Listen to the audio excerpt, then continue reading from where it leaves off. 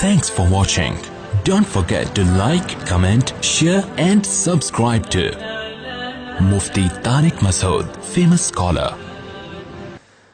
تو یعقوب علیہ السلام جو بچیوں کے والد تھے انہوں نے کہا کہ دو کوالٹی، صحت اچھی ہونی چاہیے اور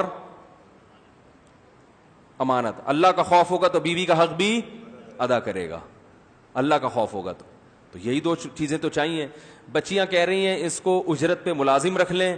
باپ نے فوراً کہا انی ارید ان انکحک احدی ابنتی ہاتین، ان دو میں سے ایک کا نکاح میں آپ سے کرنا چاہتا ہوں. بولو بھائی، شرط یہ کہ 10 سال بکریاں چراؤ. صحیح ہے نا؟ اس زمانے میں یہ مہر رکھنا جائز تھا، آج جائز نہیں ہے. شرط کیا ہے کہ 10 سال بکریاں چرا، تاکہ میری بھی ضرورت پوری ہو جائے. ٹھیک ہے نا؟ ہمارے گھر کی بھی ضرورت پوری ہو جائے اور آپ کو بھی بیوی مل جائے گی. موسیٰ علیہ السلام نے یہ نہیں کہا. ہم کہتے اچھا میں ذرا استخارہ نکلواتا ہوں جا کے. ابھی ہم کیا کرتے؟ استخارہ نکال رہا ہوں میں. پھر استخارے 3 دن تک استخارے نکال کے پھر کوئی نیلا آتا، کوئی پیلا آتا، کوئی گلابی آتا. وہ پریشان ہوتے، فون کرتے یار یہ پتہ نہیں، کنفیوز ہوں استخارے کے بارے میں. یا موسیٰ علیہ السلام نے یہ بھی نہیں کہا ایکچولی ابھی تو میری جاب لگی ہے،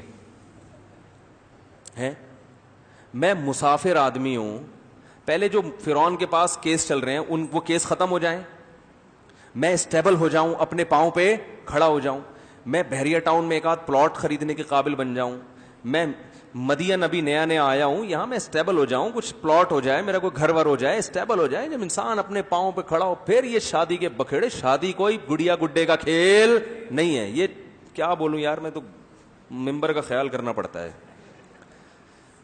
چماٹ مارنے کا دل کرتا ہے رکھ کے.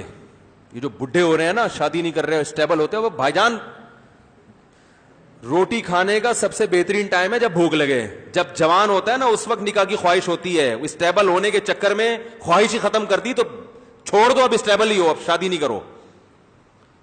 40 سال میں شادی کر رہے ہو، کم بخت تمہارے رہ کتنے گئے تمہارے؟ اور 40 سال تک تم حرام خوری کرتے رہے ہو. جو کیا بولوں میں یار، ابھی اس حرام کے جو تمہیں چسکے لگے ہیں نا، اب وہ شادی کے بعد چھوٹنے والے نہیں ہیں. ہاں اب نہیں چھوٹیں گے وہ. اب وہ حرام میں زیادہ مزہ آئے گا. بیوی تو ایک فارمیلٹی کے لیے تم نے رکھی ہوئی ہے، چلو یار بیوی ہے ٹھیک ہے، ایک عدد اچھے لوگوں کی نشانی ہے، وائف بھی ہوتی ہے ان کی، ایک آدھ بچہ بھی ہوتا ہے. باقی جو حرام کاریاں ہو چکی ہیں اس کی وجہ سے صحت کا جو بیڑا غرق ہو گیا اور جو چسکے حرام میں آ گئے. اب وہ جس کو سٹوں کا عادی ہو وہ دودھ میں تھوڑی مزہ آتا ہے اس کو. ارے جس کو ہیروئن پینے میں اور چرس میں اور سگریٹ کے مزے آ گئے اس کو آپ شہد چاٹا کرو نہار منہ. وہ کہے گا یار یہ کیا حکیموں کی باتیں بتا رہے میرے کو. شہد کی جو لذت ہے وہ ان کی ہے جن کو گٹکوں کی عادت نہ پڑی ہو، اس کو مزہ آئے گا. شہد میں اللہ نے لذت رکھی ہے. تو نکاح کی لذت بھی انہی کو ہوتی ہے جن کو یہ حرام کاریوں کی عادت نہیں پڑی ہوتی.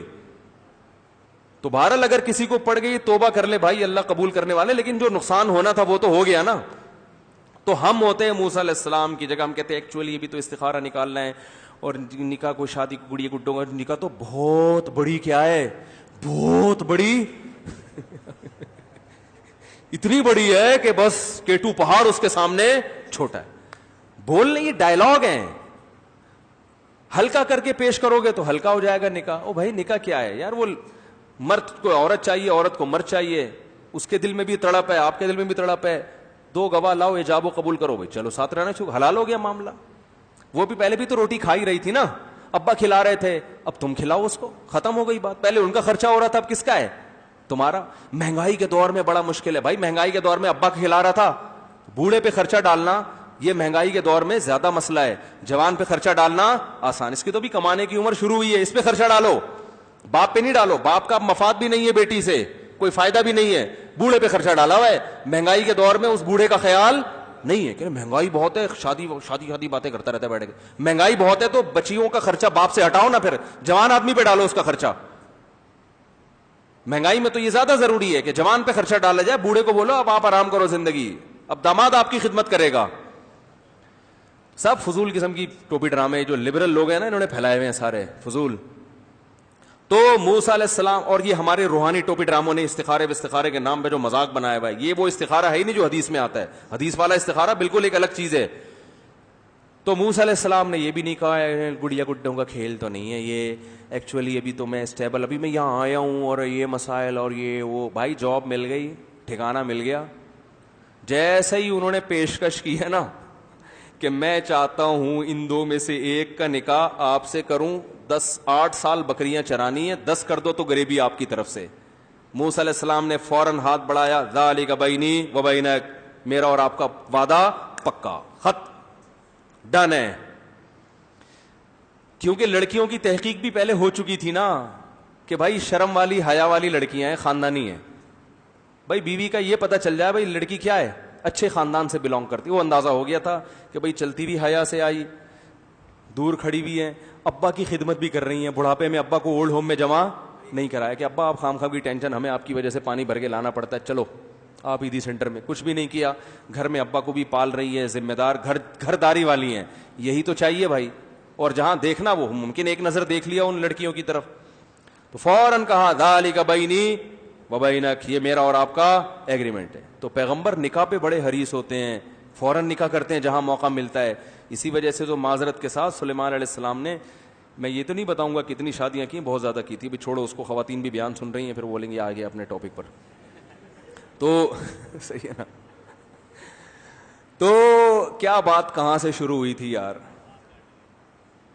اب دیکھو کیسا موسیٰ علیہ السلام کے جو سسر تھے کیسا خاندانی فیصلہ کیا کہ نہیں کیا. فلما قضا موسیٰ الاجل وسار باہلہ, موسیٰ علیہ السلام نے جب 10 سال بکریاں چرائیں, انہوں نے دیکھا اب چلو بیوی کو لے کے کہاں چلتا ہوں میں, واپس مصر جاتا ہوں. بھائی ہمارا اخپل وطن تو کیا ہے بھائی, اخپل وطن تو مصر ہے نا. مصر کی یاد آ رہی تھی, رشتے دار تو وہاں ہیں. ہو سکتا ہے اس وقت ان کی والدہ بھی زندہ ہو موسیٰ علیہ السلام کی, تو بہو والدہ کے پاس لے کے جاؤں گا, وہی ماں جنہوں نے صندوق میں ڈالا. تو اخپل وطن تو یاد آتا ہے نا. اب 10 سال ہو گئے, بھول بھلیاں ہو گیا ہوگا, کہیں چھپ چھپا کے زندگی گزار لیں گے, کیس پرانا ہو گیا.